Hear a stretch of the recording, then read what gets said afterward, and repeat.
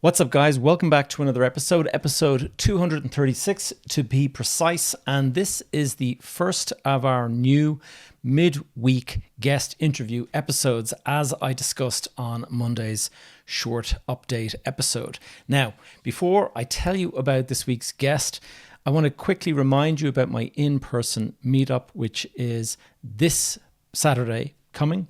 As I'm recording this, it is the coming Saturday, and so the 1st of February happens to be the same day that Ireland are playing England in the rugby, and I believe our guest today is actually going to be in Dublin for that very reason. If you would like to join my Accelerator to be mentored by me in investing, raising money, and building a portfolio, you also get the benefit of the community, and you get the benefit of accountability and a network and things like that. And so, guys, if that is of interest to you, please do check out the show notes below. I've put a link called Program Overview, which will take you straight through to a little bit of a video on that.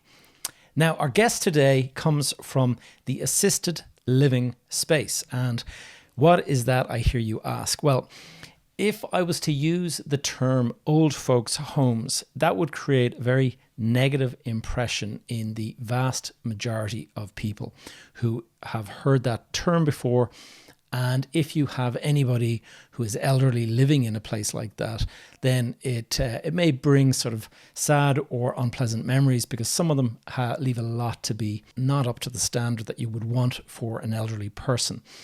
Now, that said, there lies the opportunity to completely reimagine the industry. And so Marcus Hodges, our guest this week, he works at a company called Birch Grove.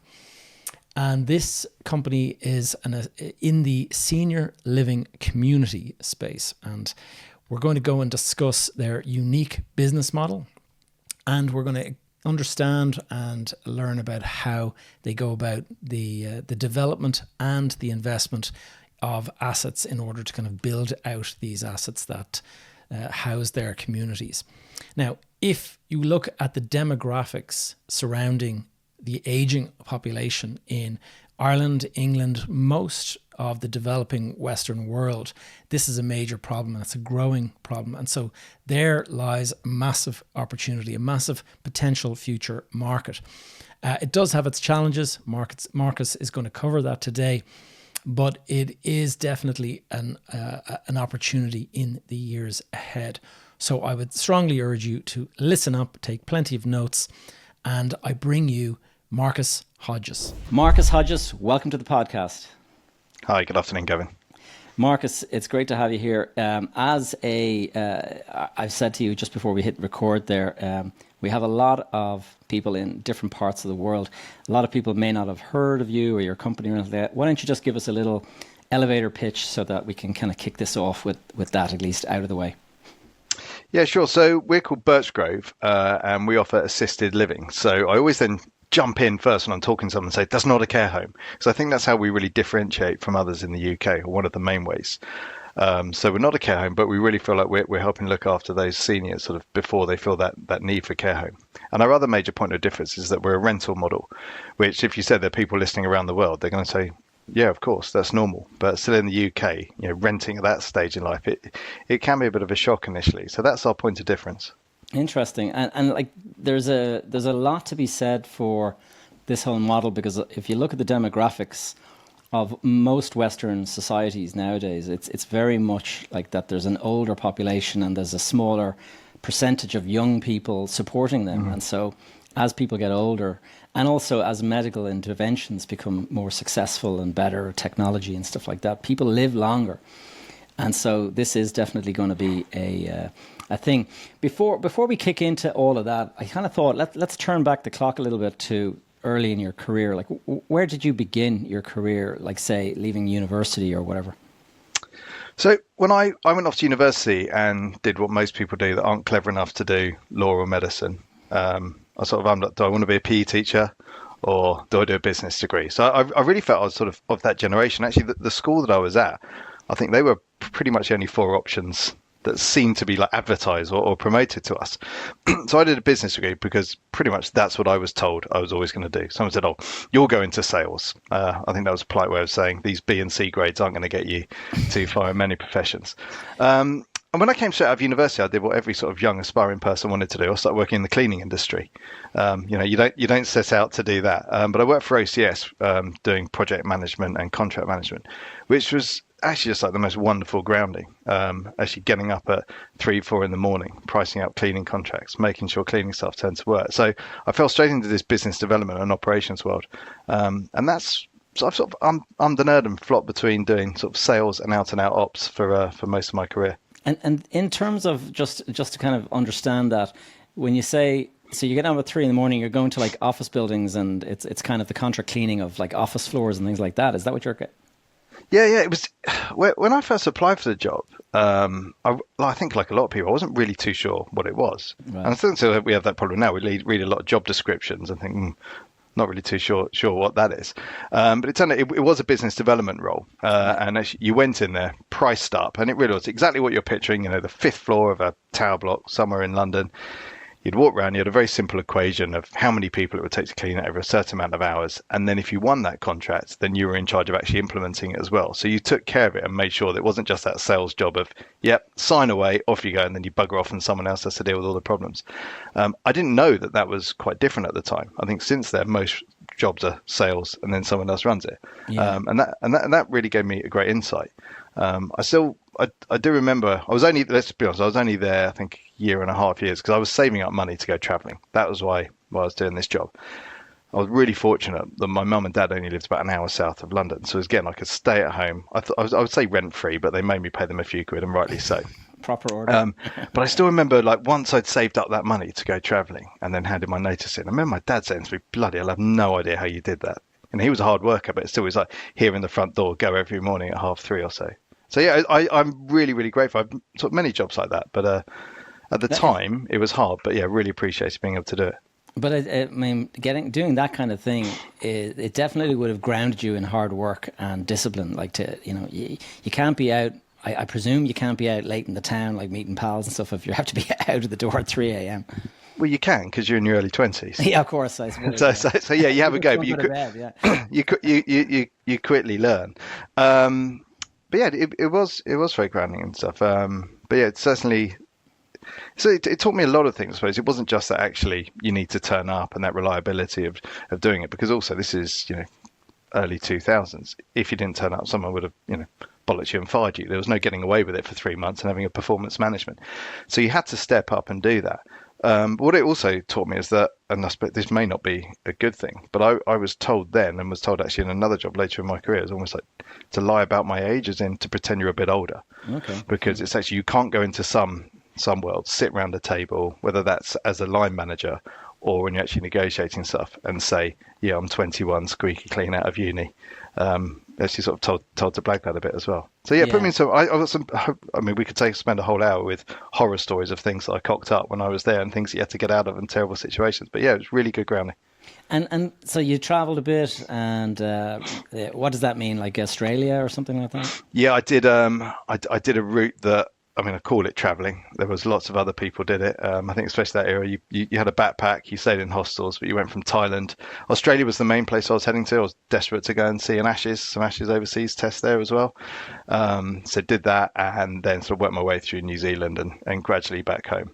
And was really fortunate that when I came back, in fact, I was in Fiji. And I was already worried about coming back and not having any money, because I thought I'm going to spend every penny I've got. Like it was like a 6-month holiday, really. Right. I didn't want to come back. So I was like, right, I've saved up, I'll spend it. And I ended up picking up an email and applying for a job in a golf travel company whilst I was in Fiji. So I was quite lucky. I came back, had an interview within a couple of days, and then started. Excellent, yeah. And would you recommend going off and traveling to the people who are listening who are nice and young? Absolutely, yeah, 100%. I mean, I know there isn't a one-size-fits-all, it's everyone else, but what I took so much, I was really pleased that I did it after university and then worked. So then by the time I went away, firstly, as I already alluded to, I had money in my pocket. So that meant that those days when others in the dormitory were getting up and having to spend a week apple picking just so they could go out for a beer a week later, I'd done that work back in the UK. And at the time, the pound traveled a lot better. So that worked for me. But the greatest thing is that being in my early 20s then, I felt I could still mix with those that were straight out of school at 18, but also those sort of 30-year-old divorcees that you met as well. You could hang out with them. So you had a really good mix. And I appreciated so much not being at work. Now, I'd only done it for a year and a half, 2 years beforehand, but actually that was great. And I wonder if I had come straight out of school, if I come straight out of university, I'm not saying I would have been, complacent about it, but I'm not too sure I would have got the joy from it and appreciated it as much. I can relate to that because when I remember 3 years into university, I took a year out and I went and I worked with a big architectural practice, and I got a job working in it was a year long, and I was placed with all these guys, but some of the guys were in their 50s and 60s and stuff like that, and so at the time, decades older than me, and I can remember. I had not really had much interaction with people of that age, except maybe my parents and grandparents and stuff. And suddenly, you realize that all these guys, there's a banter. There's kind of they also have their little rows and things like that. And it was a real eye opener for me that adults don't just have it figured out. It's very similar to everybody, all and up and down the age range. Absolutely. I had one this. It was a job, but it's not on my CV. I don't make part of my career. But when I first left uni, I went off and installed fiber optic cables on a NATO army base in Germany for a few months. And this was a job that I had chatting to a mate at uni in a bar saying, I don't want to get a proper job straight away. What can we do? And his uncle was an electrician or ran an electrical company. And that was much like the TV program Auf Wiedersehen Pair. I lived that lifestyle for a few months and it was awesome. But everything that you just said there, I was the youngest guy, left uni thinking I not say knew it all, but felt quite confident in myself. You then walk into that environment where it's up to the age of 65 and you very quickly brought down to earth. Yeah, that was great. They were great times. Yeah. So take us then, from a sales and business development role into, you came back to the golfing and stuff. Like when did real estate and, property development and stuff start to kind of creep into the career? Yeah, it was at the end of my time at Hertz, which again I'm hugely grateful for, because that's where I moved from doing business development. I was an account manager, corporate account manager for Hertz. Then I moved into ops there because I got some really good advice from the fleet director there one day. Moved into ops and was like, actually, this is far better than sales. Like for me, this really worked. It's where I actually really think that's where my strengths cheesy, but yeah, I think my sort of career accelerated a bit then actually. And I've been at Hertz between 5 and 6 years. And I just sort of knew I was ready to go. And I was having a chat with the MD there, who was, again, a wonderful chap. And he very politely said to me, there's more to the world than Hertz. And I applied for a job. In fact, no, I got a phone call from a recruitment company for student accommodation. I had no idea, like, what on earth can that be? I've been to university. How can someone run this? It's a shambles. But for that private sector, and it was a real sliding doors moment. Like everything worked out from there. Every interview, the timing of it, the locations, and then moved into that real estate world and student accommodation and joining United Students at the beginning of, okay. I was wondering which group. Yeah, it was United Students, January 2014, and I don't think I could have chosen a better time and a better company to join. That was absolutely wonderful, and that's when, again, another moment. I was like, yeah, this is great. Running property in this world, it really pays off.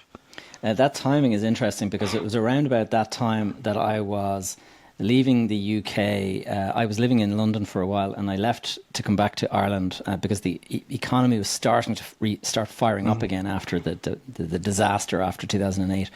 And I was coming back very much with the student accommodation model in my mind, because it was well developed in the UK, but there was nothing going on in Ireland in that regard. And so I saw this inward, this opportunity to go back in and actually try to kind of build something a little bit like United, obviously on a smaller scale. And that was the idea. But, and so that's interesting. Student accommodation was a real, it was kind of became an asset class of its own, whereas prior to that, it would have been considered like, nobody really wants to deal with students and all that. But all of a sudden, after 2008, people saw that all of these other, asset classes had gone down in revenue during 2008, 9, 10 and whatever, whereas student housing was like 97, 98% occupied for the entire duration of the recession. And in fact, it was probably even better because a lot of people decided to go back to university that had been working prior to 2008. Yeah, and they also opened up with a lot more international students coming in as well. But that's Yeah. what I said. I was so fortunate, like joining Unite at that time, because it was just before their 25th anniversary. So let's say I'm there between 20 and 25 years. When I joined, my first few months there was still blue suit, shirt. I'm not too sure if we were wearing a tie or not, but it certainly was that era. But there was this very open conversation that we are moving. I say we, the hierarchy there, the CEO Mark Allen at the time. So we're moving away from being a property business, and we're going to really focus on being an operator. And I was showed numbers of previous years as an operating part of the business. United Students hadn't made money before, or had, I think, the couple of years before there. And then suddenly that dial just massively swung and was making, tens, hundreds of millions every year. So I wasn't aware at the time when I joined there that what was actually happening with the tax. It's like, right, really focus on sales. It's like as a area manager as I was then, the whole senior team, everything was about sales. And then when we felt like we were really nailing that, everything was about customer service. And then it moved on to, employee engagement and cost control. And we went through these, like every year we were focusing on more and more to grow. And then to be part of that. And so I would always speak really, really fondly of Unite as a company, not only because they gave me so many opportunities, but actually for a group of relatively young, senior mid-managers there. They put so much time into us, attention, training, and actually responsibility. Like, it's bloody scary at times, but then coming out of it, I'm forever grateful of the 4 years there. And so, what was the next step after that? The next step after that, I made, again, like hindsight and stuff. One thing, I made what turned out to be a really, really good decision, but all for all the wrong reasons. Right. So I'm probably overusing this word fortunate. I think I was again. I left Unite, if I could sum it up, because I was impatient. And probably thought, hey, I'm ready for that next step now. Come on, this must happen. Out of a company out of about 1,300 people then at the time, I'm sure there's quite a few thinking that. Excuse me. So I then moved to IQ student accommodation. For those that work in the sector, and for those if you were to be a student living, there isn't a huge amount of difference between like the mid tier ones, the mid market ones, Unite and IQ. But it was amazing how very different it was. Like, different logo, but pretty much you could spot them on the outside of the building, but how different it was behind the scenes. But I joined there at a hugely exciting time because they just acquired another portfolio. Right. And grew from, mid-teen 1,000 beds actually, I think, up to sort of about 24, give or think about 24,000 beds. So I joined then in a head of operations role. Really with that one aim. Again, it wasn't a secret. It was discussed at the time that they said, right, we're either going to float or sell, and who wants to be part of that journey? So again, it was very hard work, but yeah, paid off, and it was another great experience. And so we're moving through the student housing kind of sector, but ultimately you're going to end up in the assisted living sector. Yeah. What was that transition? Was this a strategic sort of decision on your behalf, or was it just more of a job opportunity that popped up? It was a bit of both. Some out of necessity, and then thankfully a bit of strategy as well. When I decided to leave IQ, I was sort of seeing what was available. Literally, not even say quite waiting by the phone, but just sort of if a great opportunity comes up, it will. I then had an incredibly disruptive 6 months at the Collective, which you may have heard of. I know, Resident Merchant and stuff. Yeah. So 6 months there. I joined within 6 weeks. Reza, who was CEO, was moved aside to a chairman role, and everybody started calling their money back in. I think that's a nice summary of it. And very quickly the door opened and everyone was leaving. 6 months later, there was Jay, the CFO, and I think were the last two of the senior members left. And Andy from who was our CTO. We were left, and then the doors were locked. That was the first time in my life where I thought, shit, things haven't worked out here. Yeah. I wouldn't say I was being cocky about it before, but I always thought until that last minute, I thought it'll be all right. Someone's going to come in, because actually co-living is awesome. I really believe in it. I believe what it offers society, which is part of why I moved into the senior living. But actually, it does work as a standalone operating business. So I thought this is going to work. Like, on paper, each asset makes a ton load of money. And then suddenly it didn't. I was like, oh shit, I don't have a job. It's funny you say that, because what's really interesting about this conversation, Marcus, is that, so I did exactly the same. I moved back to Ireland around with the student housing idea.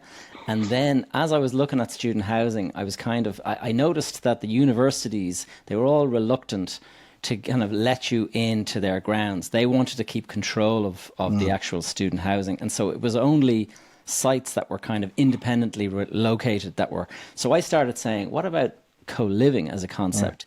And so started looking at co-living, and I came up with this whole concept for a co-living thing inside a university. And it was a great idea. It was received really, really well. But in the end, it proved difficult to kind of get funding for and stuff like that. But is that because it was different, though? Is it because when something's so nascent, someone's like, oh, well, I'd rather invest here where it's secure? Exactly. That was it. The idea was that it was kind of a combination of co-living and student inside of a university. You know, the universities have these innovation labs where they kind of do kind of tech kind of stuff and startups and all that. So the idea was to co-locate this in that, so that, and the idea was based on a US sort of concept. And there's a place called the Lassonde Foundation in, I think it's in, I can't remember the city that it's in, but Lassonde is a big thing in the US. And you live in the place, but then there's this big co-working place on the ground floor. And so the sort of the in-house residents are entrepreneurs, young entrepreneurs with startups, and then they go downstairs and they work on the stuff. And so you're burning the midnight oil and you're in this kind of engine room of activity. And I thought, this is a great model. Bring this into a university thing here. The problem is that, again, the university wanted to control the asset, and I was saying, no, but that's how I make this a property opportunity, is by us having the asset and operating it. So in the end, that didn't work out, but it had me right in the middle of all the co-working stuff, and I started studying the collective as a kind of a comparison. And I can remember absolutely loving the collective as an idea, and then being kind of surprised when I suddenly saw that it wasn't working anymore, because the old Oak Road and all that kind of stuff, that was really like far out, like well advanced. And then I can remember it was a little bit like the whole WeWork thing.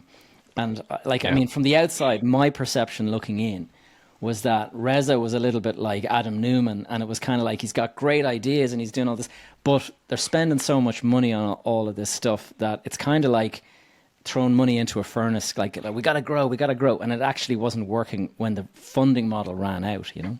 Yeah, I think that's a great summary. I mean, I probably have a lot more to add to that. What it made me quite skeptical about is when the collective, and it is really sad, when a business goes into administration, like thankfully everybody that lived there was fine. That just continued. A third party operator was put in by the administrators. All of my team, like the people that work on site, they all retain their jobs. That's great. But still, a lot of people lost their jobs. And it was brutal because I found it tough, but also there's a lot of younger people that certainly were living, say, paycheck to paycheck. But I became really skeptical because then these articles started being published, like, the collective's gone under. And I was reading about it all going, that's just bull. Like, none of those reasons are correct. Paper doesn't refuse ink. That's the problem. Yeah, and I suppose everybody wants a certain narrative to it. But yeah, that was really sad. So when that went under, I then had, and it was quite flattering. I got a lot of phone calls from recruiters straight away. But they were rubbernecking. They wanted to hear about the car crash at the collective. I will be honest enough to know not everybody was rushing to come and employ me on like day one of it. Everyone wanted to hear the story. And I had a couple of opportunities straight away to move back into student accommodation. And I don't know why, but I just decided if you work for the biggest, and in my opinion, just opinion at the time, the best in United Students, and then I worked for IQ, which was really, really growing. I was like, I don't really want to step sideways, do that again and build it up. So I had the option of either sitting around doing nothing, which really wasn't much of an option because I've got a family to support and mortgage to pay. I'd take a job that I don't want to do, which again, that's not ideal, is it? And then it was a friend of mine who actually was asking, he's a real estate lawyer. He was asking me just for some not information, so just discussing something. He was working on a profit. And he just said, oh, you should be monetizing this because you've done it. And I was like, well, of course. So I just made that decision. Actually, can I earn enough money to get by whilst looking for that perfect job? So I set up on my own as a consultant, doing that like many other people have done before, across residential real estate. And I thought, there was something I could offer here. What I really struggled with was working out what it was. I knew if I had a conversation with someone, I could jump in and say, yeah, I've done that. I can help. But what was that, the equivalent of my elevator pitch? So I spent a couple of days, actually. My wife was in the office at home. I was in my daughter's playroom. She was at school. And I was surrounded by paper and highlighters. It almost looked like I was trying to make a movie. It was a bit over the top and Post-it notes on the wall. And in the end, I was like, yes, I've got it. But I managed to sum it up. It was about 3 paragraphs long. All this work, and it comes to a couple of lines. So I made a couple of phone calls. And actually, one of the first phone calls I meant, I say to people it was the first, but it was definitely the first 2 or 3. Someone went, yep, there's something I need you to do. So I was like, well, this is easy, isn't it? Turns out it wasn't that easy for a while. But I did that, but I didn't have an ambition with it. It wasn't like I want to have X amount of people working with me. I purposely said to myself, don't put a monetary value on this. It was like earn money to get by and make it as successful as I can so that when a job offer comes along, I have a really tough decision to make. That's a great way to look at it, yeah. And I then, I'm sure like a lot of people, outwardly I was telling everybody this was wonderful. I'd drop my daughter at school, I'd go for a swim, I'd then do a whole day's work in that. And I was really regimented. I was always cold calling, LinkedIn, trying to make myself network for the first time in my life. And I was doing all right for it. And then it got to the September of that year, about 9 months, and I was actually away with some friends for a short break. And they were saying, oh, Hodgie, things sounds like they're going really well. Well done, you. And I just went, I don't like it. I'm not enjoying myself. They're like, really? You seem to pretend you are. I was like, I'm lonely. I just knew I didn't really like it. It didn't really change. I mean, it still made, I think that's when I realized actually if the right job comes along, but I was still going to make sure that I took the right job and didn't end up doing something that I didn't like. And then Birchgrove came along. Clarity is key, really, isn't it? Yeah. Like sometimes you got to do a shitty job to realize that's definitely what I do not want to do. Absolutely, yeah. I've been again really lucky. Most of the jobs, met good people, made friends, laughed a lot, put a lot of value on that and on having a good time. Only a couple of times I thought, do you know what? This just isn't quite the right world for me. So I really wanted to be sure with that. So tell us about Birchgrove. Yeah, so then I met Honor Barrett, who's our CEO. And I'm sure for a lot of people listening to this, if they haven't seen her, they've definitely heard her.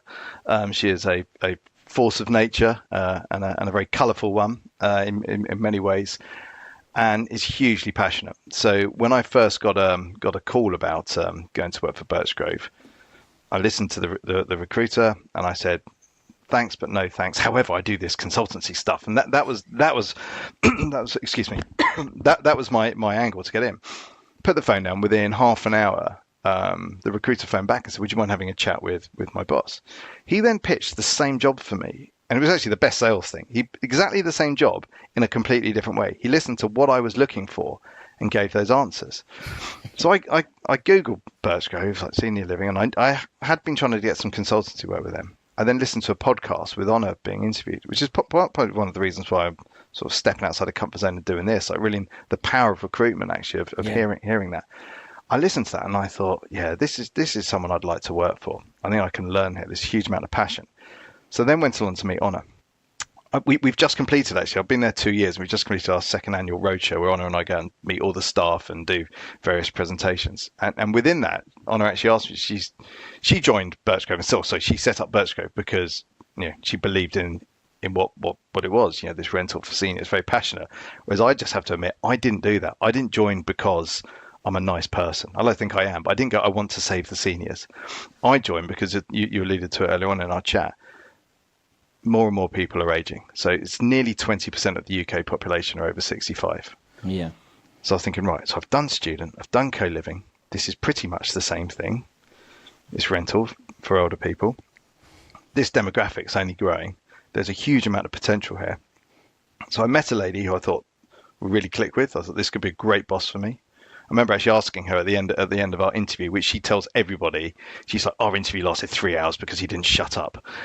But this is my opportunity for her not to interrupt me and say it was definitely a two-way conversation. Both of us went off on our sort of radio form for that. But I said to her at the end, what would I really get working for you or learn from you? And she was like, I never say no for an answer. I just don't give up. So you'll be, that's what I can teach you. So I went away and then thought, did my due diligence, because having learned that in previous places, better be a bit careful now. And then joined. And I must say, it took me, I would say a few weeks, some may say a bit longer, to actually then sort of fall in love with this rental market for seniors. To get the glassy eye moments when the emotions kick in. But to start with, I joined it because I thought I've got a skill set that they need, and this is a market that's only going somewhere. So that's a great segue into the sector itself. I mean, in terms of somebody that, like, first of all, if you can explain the business model, do you buy land and develop it, or do you buy property assets that have been built already and sold to you, and then you rent them out? Yeah. If you can just kind of go into, yeah. It's a bit of both now. So originally the first three developments, so we call them neighborhoods. So if I start referring to neighbors, they're the people that live with us, and neighborhoods are the communities that we do in. So I may slip into that. So which can be quite confusing when we have like different language internally and externally. So the first three neighborhoods, they were, land was acquired by Bridges, who are the company backing Birchgrove. Land acquired, contractor appointed, managed all the way through, and then operating it. We've just opened last week, actually, our fifth neighbourhood opened, which is in Godalming. And again, that's a very similar model. But in between that third and the fifth one, we have a property in North London in Mill Hill East, which is absolutely gorgeous. And that was a property that was built by Barratt's. And we actually acquired it under a year before opening, about 9 months before opening, actually. So that was different. That was taking a building that was already going up, looking at, and so we were able to make a few tweaks to the design, not hugely. The frame and the structure still there. It's little things like access to showers and things like that. So that we bought, so therefore didn't have to have all the risk of construction, which, as I'm sure most of your conversations every day are probably around something to do with that. So our business plan, our model has changed slightly. So although we still have property in Leatherhead, again, just in Surrey, that's opening spring next year. That's again the original model: buy the land, build it, construct it. We have Hampton Court, which is the same, and then Banston and Chiswick, the same. But at the moment, we are really on our development directives. We're being sent out to find these similar to the Barratt's model that we did, because obviously there's a lot less risk to that there. But also, but also we can grow really quickly. Like, it's bloody hard work growing quickly. In fact, you can't really grow quickly because we have between 50 and 78 apartments in each. So that's going to take a long time for us to. Every construction project is a year and a half or something, and there's only so many that you can manage at any one time before it starts to get unwieldy. So whereas you can go and buy 10 properties in that same time period. Yeah, and it gives its leasing challenges, it gives its operational challenges to it, but at least then you go, right, we've opened, and it's far easier to open on budget, and we can grow really quickly. So that's the model that we're looking at now. And can you describe what a neighborhood looks like in terms of, let's start with the land model where you're developing. Is it houses, or it's an apartment building type thing? They're apartment buildings. So and everyone who works with us will say, well, what's your favorite? And I'll look at it from a slight operational way, rather than, I don't pretend I've got a great eye for transforming bricks into beauty and stuff. I'm far more operational. So one in particular is that sort of traditional L shape, which is wonderful for all aspects, all part of the operational world. But it isn't one that there's not going to be a calendar made of it. But inside, it is beautiful. Then we have others. The one that's just opening in Godalming, for example, is an old market town. It's on a slightly raised hill, looking down across the valley. You can actually looking down the cobbled high street, river, hills in the background.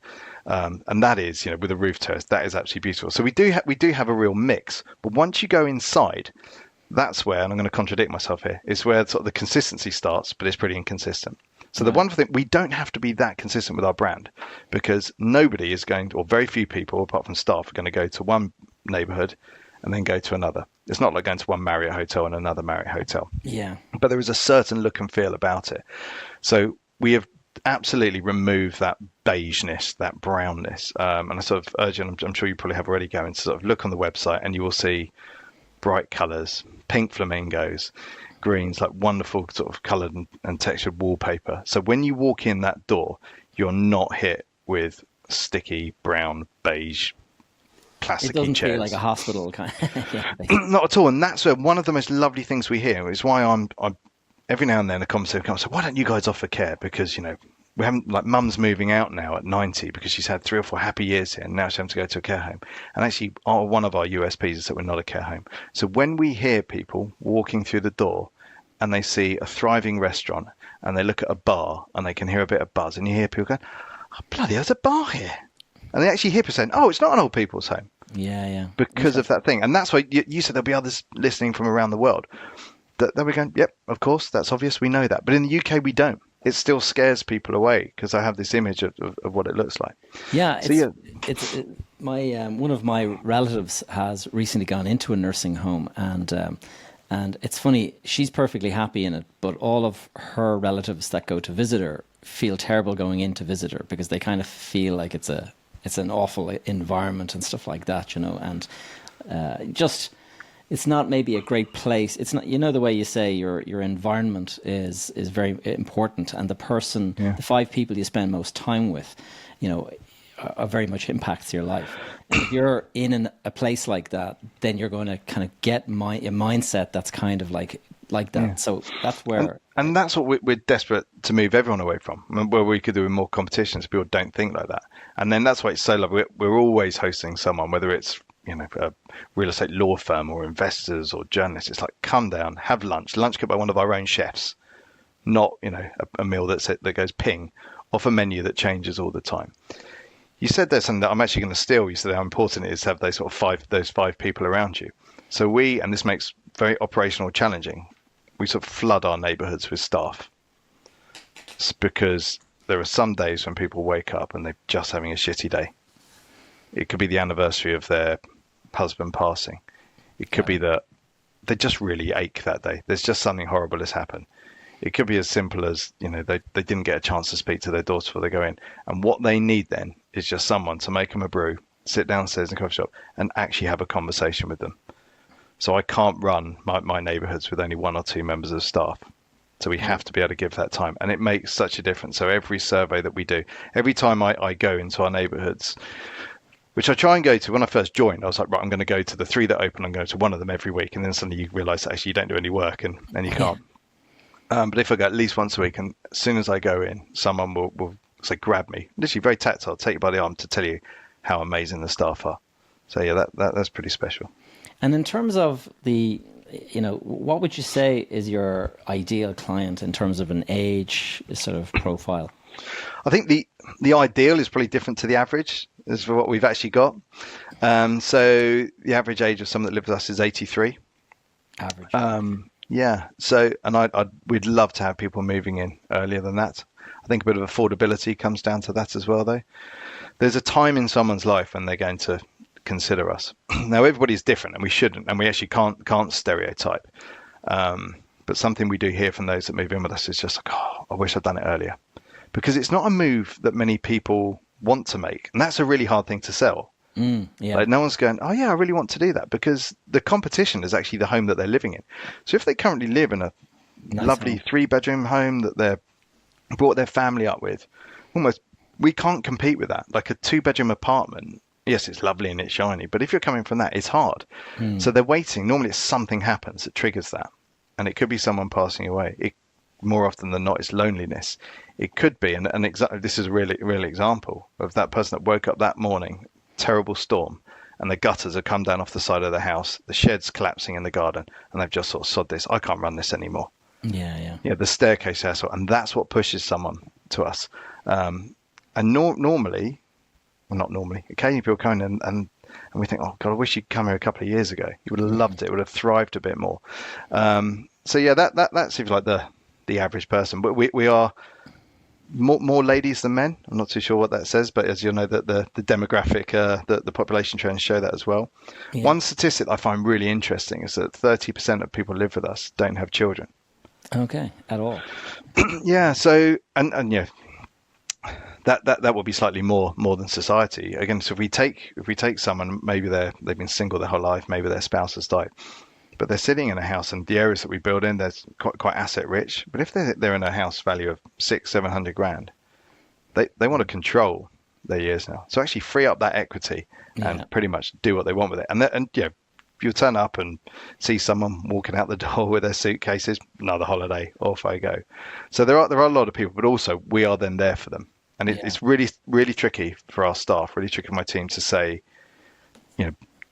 be friendly, like you're there today, and you have to give so much emotional support, literally a shoulder to cry on, but without crossing that line.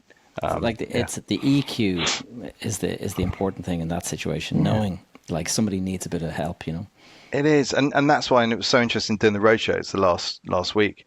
That's when you can actually remind people, and I get to hear them as well. The guys on the front line, it's not easy. Like they have some challenging people. They have challenging situations. They will have heartbreak quite regularly, because I think there's only two ways that it ends when someone lives with us. They either go into a care or they die. So we've got members of staff that will spend all this time, and then there's someone who they've been very close to for 3 years, then deteriorates and dies. So you have to deal with that. But they have so many moments of joy, and they make a difference to so many people's lives. And we all have to be reminded of that. Otherwise, it would just be really tough. And in terms of like assisted living, the term, what does that mean? Does it mean that you have, medical facilities kind of at hand, or how does it look for a person in their 80s coming in to live with you? Cool. So it looks like a beautiful build-to-rent scheme. There is nothing medical around. You wouldn't know it, apart from the age of the people that live there. Yeah. I had a quote from a chap that lived with us, or lives with us still, and he said that he tells his friends that he lives on a land-based cruise ship. He said, and there's help there if I need it. And I was like, that's awesome. I'm stealing that. That's cool, yeah. So you wouldn't know. There's no hospital wall. There's no, like, we are not licensed to provide care. But what we can do is signpost it. So we have currently, it's 22% of the people that live with us have some sort of extra care. Now that could be as little as once a week, someone comes in to help wash their hair, maybe do some other sort of more personal tasks. And then we do have people that have someone coming in 2 or 3 times a day. But it is signposted. We don't get involved in it. So so it's up to them to organize their own. You guys aren't providing it as an overarching kind of service, or no, we don't. We don't get involved in the finance of it at all. But because we are, experts of it, if someone moves in and they're absolutely fine, and then I don't know, they've had a hip operation, they need a bit of help, they can say to us, "Who would you recommend?" And there will be the same 2 or 3. And it's really good to have those relationships, because you always, like, the care providers need us and we need them. So we're able to say, these are the 2 or 3 that we'd recommend you speak to. Yeah. And then we leave it. And that's when it works really beautifully, because if there's somebody in the building and then they take on someone else, you can have, so we know all of those external care providers that come in. It's the same people that come in every day, every time, look after the same people. So yeah, so within our neighborhoods, there would be sort of nothing to sort of look at it and say, right, that is seniors. And that's really tricky, because the language that we use, like, we're still not sure of it ourselves as a sector. Like assisted living, there's independent living, the senior living, like there's so many different words, and none of them are particularly attractive. I suppose it's a bit like we said co-living. Like, what's co-living? It's just built to rent in smaller rooms. So yeah, it is tricky. And we also have to be, there are some that say, well, I don't want to be assisted. But then operationally, that's so challenging for our guys as well. So the team on the front, they've got someone may move in and they're absolutely fine. And they're thinking, oh, there's, people here that are deteriorating. And why am I not? I don't want that help. A few months later, they need that help. And that sort of cycle changes. So again, really, really tricky for our team on site. Yeah, it's interesting. And then in terms of the pitch that you'd be making to an elderly person, that is, somebody who's like in my own case. So my own mother is, in her late 70s, and she's downsizing from the house that I grew up in into a bungalow, because the stairs is a bit of a problem for her knees and things like that. But she was absolutely adamant, like, never moving into a nursing home, want to have my own stuff. And it's similar to what you've been explaining. But from the point of view of somebody, like, if you were to compare renting just an apartment versus moving into one of your schemes versus a care home, what are the kind of price differentials there? Because obviously you're operationally, you have to cover the cost of all of your staffing and stuff, so it's going to be more expensive to rent. What does it look like in terms of percentages? So before I answer on the finance bit, something you said there, and you're sort of quoting your mum, and I'm sure she was here, she'd probably tell you that you quoted her incorrectly. But she said she wants to move in with her own stuff. So that's really important for us. When somebody moves into one of our apartments, they bring all their own furniture with them, or they buy new stuff and deck it out. Okay. We're not fully furnished. When I first met Honor and walked around the boat show, I did offer that. I did ask that and say, why not? And she said, well, people are moving from their home into their home. They want this to be their home. They want to bring with them the big oak dresser or the grandfather clock or their comfiest armchairs. And then when they do, it feels at home. That's so actually, yes, someone said it does bring it in. But you're right, of those 3 categories, you obviously have care home, which will, broadly speaking, is going to cost more to live in them for the weekly rent, because there is that care provided. Anybody could just move into a build to rent scheme where At most, there may be someone on the front door occasionally. If you had a maintenance problem, you have to log it, you call it, someone comes out, but you're in your own apartment. So what we have is that 24-hour, if like call, if it's someone needed. So it falls between. So we have a maintenance operative, but we call them a handyman because no one wants a maintenance operative in their house, but you're quite happy to have a handyman in. Yeah. So externally we recruit for maintenance operatives, and when they join, they become handymen because the handyman and our cleaners as well. So our domestic team, we offer an hour a week of cleaning behind the apartment door. Right. And they can choose what they want with that. More often than not, it's changing of beds. Actually, I'd love someone to do that for me. That's the that's the pain in the arse stuff. So, but that or the cleaning, but really whatever they want for that hour. And it's our cleaners and our handymen that they're the ones that have that interaction most of the time. They're the ones that actually have that face-to-face or privately. So if someone does want a picture put up, or they do want help, or their telephone isn't working, they got someone to call for it. So we do fall nicely in that gap. And that's really important to us because otherwise, yes, our rents would look too high. Someone said, well, I could do a build to rent. I said, well, that's all right then, but there's no one there to help you on those days that you want. Yeah. Plus, the endless teas, coffees, cakes, biscuits that our chef is just knocking out the whole time as well. They easily and tell us about that. Like, so you have an F&B kind of section. Yeah. What, like, is that run by your own in-house staff? Yeah. Yeah. So we have each neighborhood has a head chef and a sous chef and a kitchen assistant that reports into our ops team. It's a tricky one because it's really hard to make money in any restaurant. Yeah. I say that as if I know. I've never run a big restaurant, but read the news enough for that. So when we only have between sort of 50 and 80 people living with us, when we're 100% occupied, we're just over 40% use the restaurant most days. So it's hard to get that turnover. But we don't want to price our main courses at the same price as the gastropub down the road or the local Italian. Yeah. We want people to thrive and use it. But then on the other hand, I want people to be independent and give themselves a purpose every day. So that about 40% using the restaurant is spot on. If it was 100%, we wouldn't have room, but also be like, hey, come on, you can cut your own mac cheese. But for those that want to come down and eat our meals. So yeah, we have to price it carefully because probably maybe saying stuff I shouldn't be saying, but the restaurants don't really make money, and they wouldn't if someone looked at the prices of our main courses. Yeah. But we'd far rather that was full of chatter. So people that sit on the same table the whole time, whether they're a couple or friends in twos and threes, and then in each neighborhood as well, we'll have a table that varies in size depending on there, which is based like it becomes the same groups of community 8, 10, 12. Table. Absolutely, yeah. It's great. And even it's always the same people in the same spot, but it works people well. that are kind of outgoing and they don't like the loneliness, and so they want to go down and have someone, and they'll bump into friends and things like that. Which is. But did you think that worked for you though when you're looking at co-living? Like co-living works for introverts as much as it does for extroverts. Yeah, see, the thing is, it's funny because I've like a lot of people, they want their own space to a degree. Like you want to go in, you want to watch a movie, you can lie on your bed and look at it on your iPad or whatever. But then there's going to be times when you're bored. If there's a bar downstairs or something like that, that's great. Do you know what I mean? It's kind of a bar or a cafe or something where you can go down and just, you might bump into somebody and just have a bit of crack before you head on back to your room or head out or whatever. And we see that, hundreds of people in with us. We see it all the time now of those that have come back to life. For those that listen to a lot of podcasts, they would have heard Anna tell a story before about that. There's a lady that lives in one of our neighborhoods who, when we then saw her, she's beautifully well presented, and she said before I moved in here, I hadn't been out for 2 years, and now I go out every day.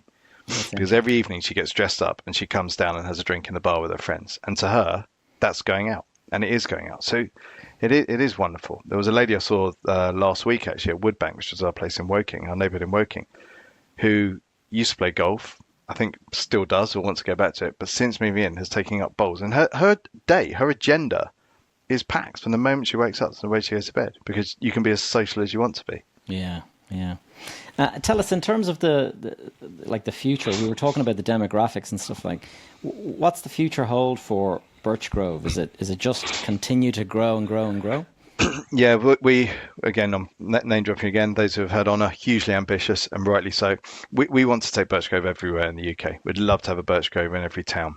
The way that the business model works at the moment, and that costs of money and development costs, it's only really adding up. Literally, the economics will only really work that within the M25 at the moment, just outside.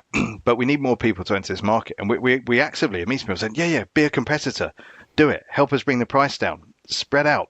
Because again, the more people that know about it, hopefully people listen to this, go, oh right, this rental, it does make sense. So the more people that do it, the better it will be for everyone. And it will actually, weird thing to say, allow us to be more competitive, lower our pricing in the rentals, and open it up to more, so that we can have people moving in at your mum's age. At my mum's age, she's just turned 74. And she's, like your mum said, I'm not moving somewhere like that.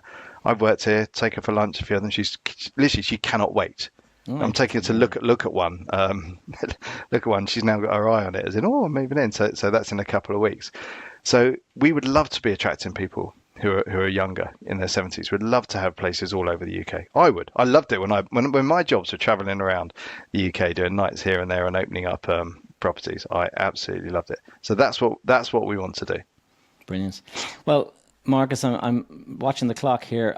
In terms of if somebody wanted to learn more about you or Birchgrove or something like that, what's the best way to do that?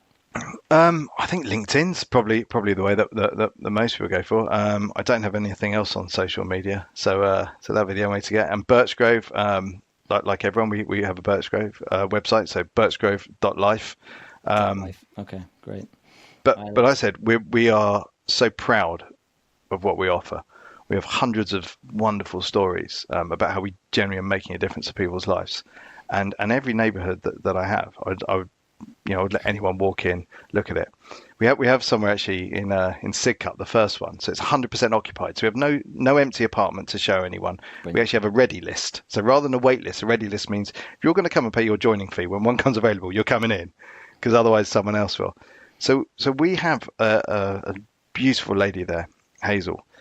Her apartment has become the one that we show when investors come around, when anyone like that comes around, because we just feel so comfortable. And I wouldn't even go with them now. We just say, she's expecting you. This is her number. Knock on the door. And I feel so comfortable with that. So that would be one way that people could learn more about us. Brilliant. Marcus, my final question, I like to ask my guests, looking, given the conversation we had today and all of the different sort of roles that you've held and stuff, if you had an opportunity to speak with your 18 to 20-year-old self, what advice would you give yourself today? That's not the one I thought you were going to ask me, so that's good. I'll be more impulsive for that then. So it took me a while to work out the benefits of working hard as well as working smart. So I think I was quite impatient. It probably was like my sort of mid-20s when, I may have been getting up early and doing it, but I was probably finding an easy way to do stuff. So I think actually working hard as well as smart earlier would have certainly paid off. And the other one would be, and I probably have alluded to this, is actually to be a bit more patient. Patience and discipline are the traits that I recommend people have in the property industry. Yeah, absolutely. But in the same way, it worked out all right in the end. But there's certainly things that I would have done. But every decision I've made that I probably in hindsight went, that wasn't the wisest, seemed to work out right in the end. So it made it interesting. Brilliant. Well, Marcus, thanks so much for your time today, and wishing you and your colleagues at Birchgrove the best of luck. Yeah, thanks for your time, Gavin. Really interesting to talk to you.